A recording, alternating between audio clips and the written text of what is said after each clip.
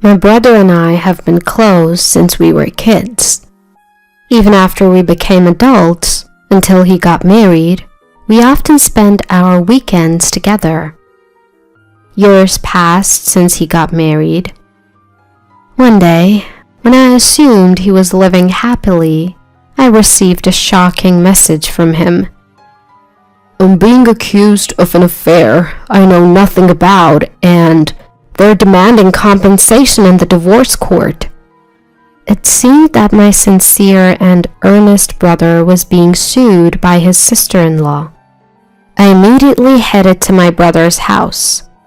My name is Ava. I'm a 31-year-old woman working as a lawyer. After graduating from law school, I became a lawyer and now work at a prominent firm. I always struggled with studies, so it wasn't an easy journey to get where I am today. Still, I became a lawyer and now live a busy but fulfilling life. Of course, every day is a day of learning, and I think it'll always be. But I have a unique hobby: gaming. I'm what you call a gamer, and when I have time, I play online games with my brother, also a gamer. Samuel, my brother, who's 5 years older, supported me during my college admissions and bar exams. We're still very close. I was forming my career as a lawyer while enjoying games with Samuel. But since he got married last year, we played less frequently. One relaxed weekend at home, Samuel called. "Hey, do you have a moment? I need some advice." It was unusual for reliable Samuel to ask for guidance. Though surprised, I listened closely. "Lately, my wife's been acting strange. She's out often and sometimes doesn't come home at night. I hope I'm just overthinking."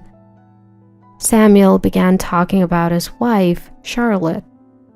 He said she often wasn't home when he returned from work, and sometimes didn't come home at all without notice. I only met Charlotte at their wedding, so I don't know her well.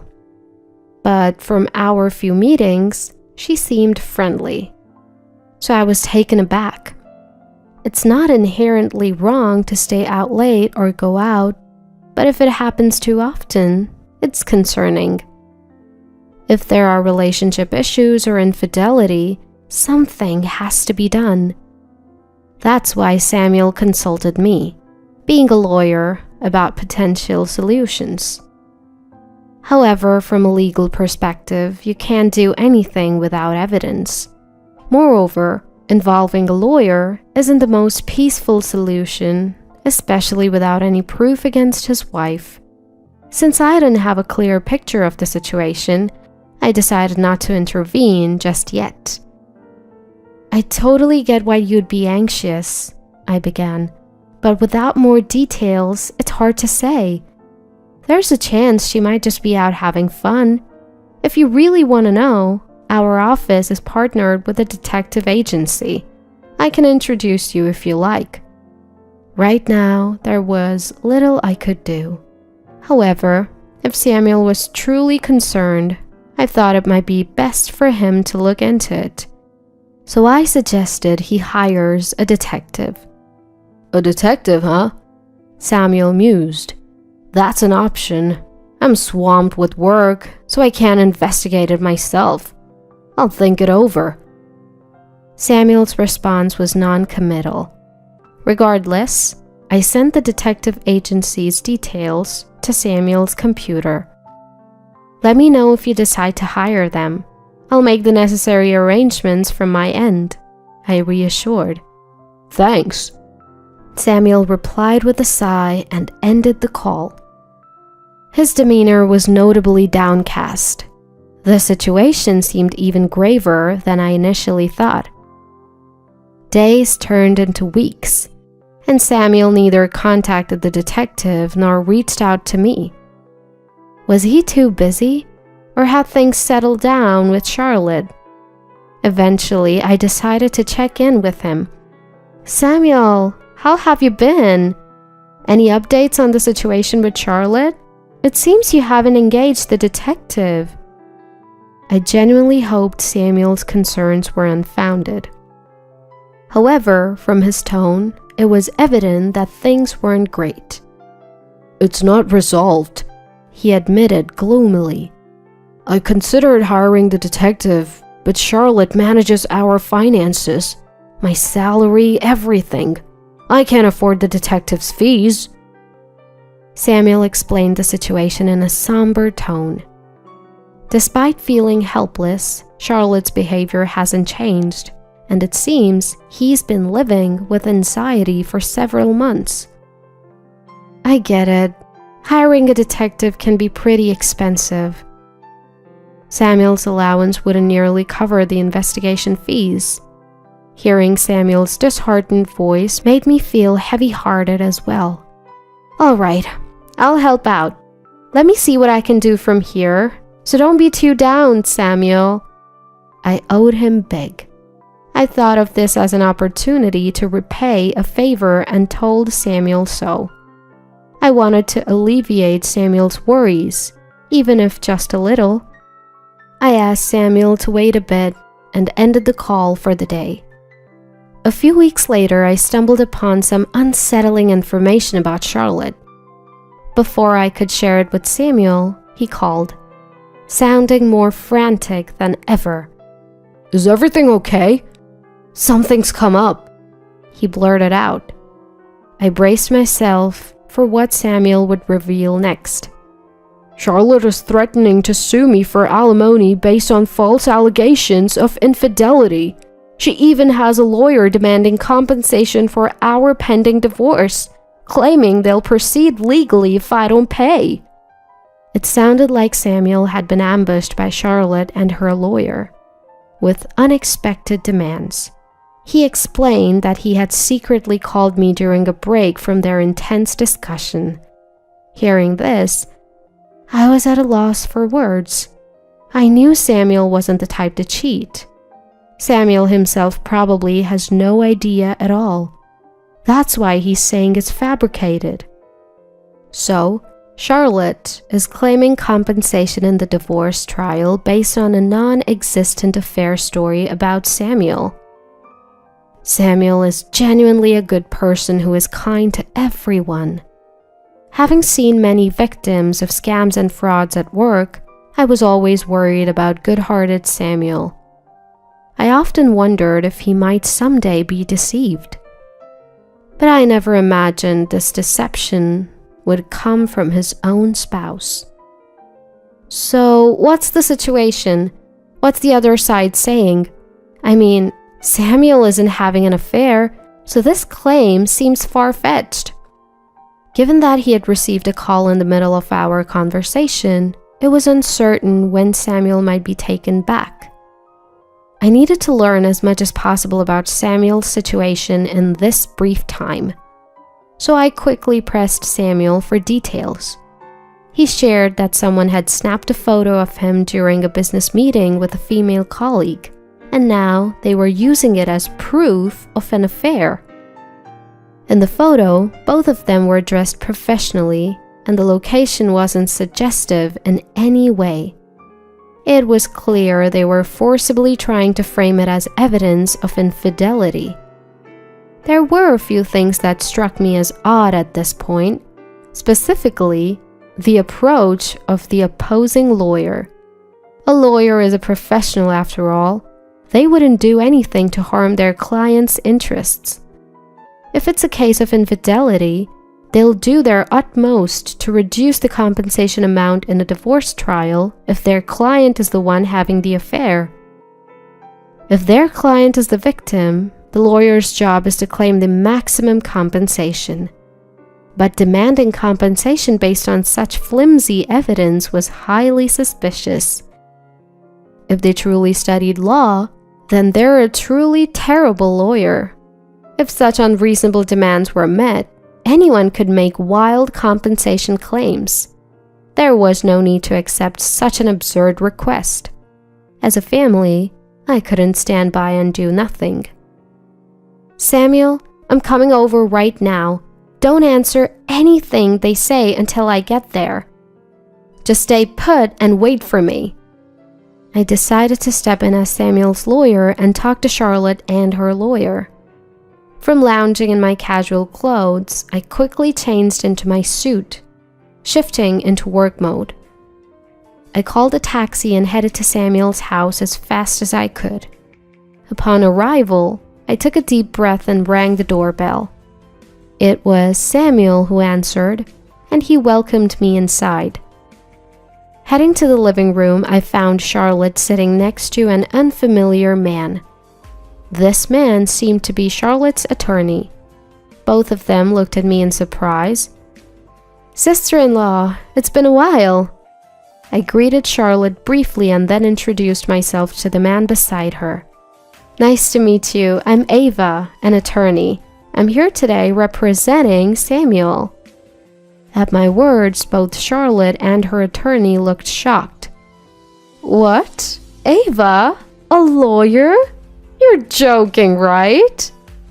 Charlotte mumbled, exchanging a quick glance with the man beside her. It's understandable that she was taken aback. She had no idea that I practiced law. I had been approached for free consultations and mentioned behind my back, leading to past troubles. As a result, I seldom share my profession with anyone other than close friends and family. Of course, that includes relatives too. Samuel understood my sentiments, so he never mentioned my job to Charlotte. That's probably why she was so surprised to see me step in as a lawyer. Charlotte controlled Samuel's income. He wouldn't have the means to hire a lawyer under normal circumstances. Perhaps she thought Samuel would be defenseless and took this opportunity to make her claims. Silently seated were Charlotte and her attorney. As I was pondering the next move, Charlotte's supposed lawyer spoke up. "I don't care if you're a lawyer or not. Your brother cheated. He should obviously pay compensation, right?" Beside him, Charlotte nodded in agreement. Did they genuinely believe they could win compensation in a divorce case with that? What do you have as evidence of this alleged affair? While I could never believe any tales of Samuel's infidelity, the two kept insisting even after I arrived. Wondering if they had any additional evidence beyond what Samuel shared with me, I pressed the opposing lawyer. "He was having dinner with another woman. That's solid proof. Let's say we'll let it slide for $50,000. You wouldn't want this getting out to family or his workplace, would you?" The man's words could be constructed as a threat. I almost chuckled, demanding $50,000 based on such a flimsy accusation. Doesn't he realize how ridiculous he sounds? His bold claims only made me want to laugh more.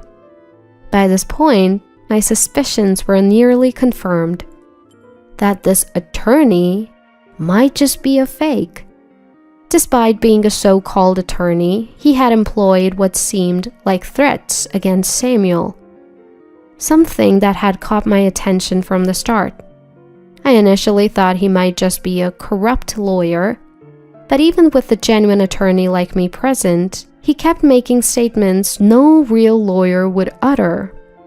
Claiming $50,000 compensation based on a mere public meeting is absurd. Just being in a suit in broad daylight in a public place doesn't prove infidelity. To prove adultery, there needs to be direct evidence of actual misconduct. Any attorney would know this.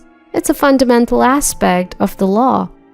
If he doesn't even know this, something's off. "I understand your concerns," I began, "but we can't just agree to the payment. Sir, could you provide your attorney license number and your full name? If you could also provide the name of your firm, I'll get in touch to set up another meeting." I pressed the opposing lawyer for his credentials. As expected, he began to falter. "I can't quite remember my license number right now. I must have forgotten. Please contact my wife for appointments." Forgetting one's own attorney license number?